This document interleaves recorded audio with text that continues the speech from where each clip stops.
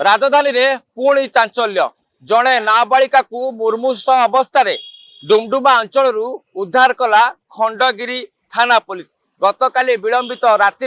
डुमडुमा अंचल जड़े नाबालिका मुर्मूष अवस्था पड़ रही पाखरे दुई जन युवक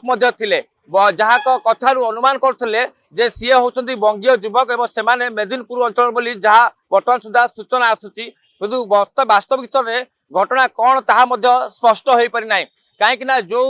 नाबालिका जनक जो मुर्मूष अवस्था पड़ रही पाखरे ये दुई युवक मद्यपान करते निशाशक्त अवस्था थे जहां नहीं स्थानीय लोक संदेह करते संदेह करिकी दुई युवक को पुलिस को हस्तांतर करते जो युवती नाबालिका जनक जो निशाशक्त जो नाबालिका जनक अचेत अवस्था पड़ते मुर्मूष अवस्था पड़ते कोटी ना कोटी खंडगिरी थाना पुलिस उद्धार उद्धार करके बर्तमान सुधा एम्स मेडिकल भर्ती कराई। प्राथमिक स्तर में डाक्तरी माइना करा कौन संदेह रही एमाने नाबालिका को अपहरण करुले ना एमाने नाबालिका सहित दुष्कर्म उद्यम करने चाहते बर्तमान सुधा स्पष्ट होना कि समय पर स्पष्ट हो घटना कौन घटी किंतु बड़ कथा हूँ राजधानी ये आउ एक प्रकार चांचल्य जे किछि दिन व्यवधान पर पुणी राजधानी एभली अघटन देखा मिलूँ गोटे जगार गोटे स्थान तीनोटी दुई जन युवक एवं गोटे नाबालिका को कोटी ना कोटी पुलिस उद्धार कर घटनास्थल में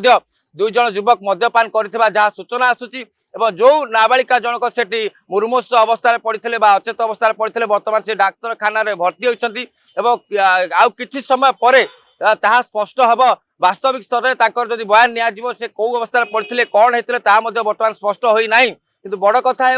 जे दुई जन जो युवक थे जो घटनास्थल में ताकू नहीं एक प्रकार संदेह बढ़ी स्थानीय लोके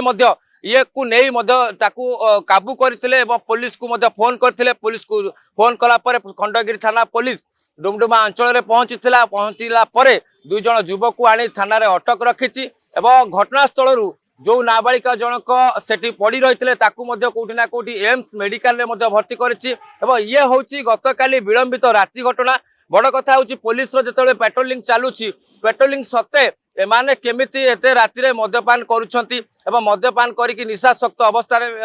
बुलुछंती जहाँ सूचना आसूची जे जो डुमडुमा अंचल एक होटेल रे दुई जन श्रमिक भाव काम करती जो बंगीय युवक कथा उठुची बड़ कथा हूँ जो भिजुआल बर्तमान आम पाखे कैद होती जो से भिजुआल गोटे जगार तीन जन अच्छा गोटे जगार देखिए जो नाबालिका जनक सी मुर्मूष अवस्था अचेत अवस्था पड़ रही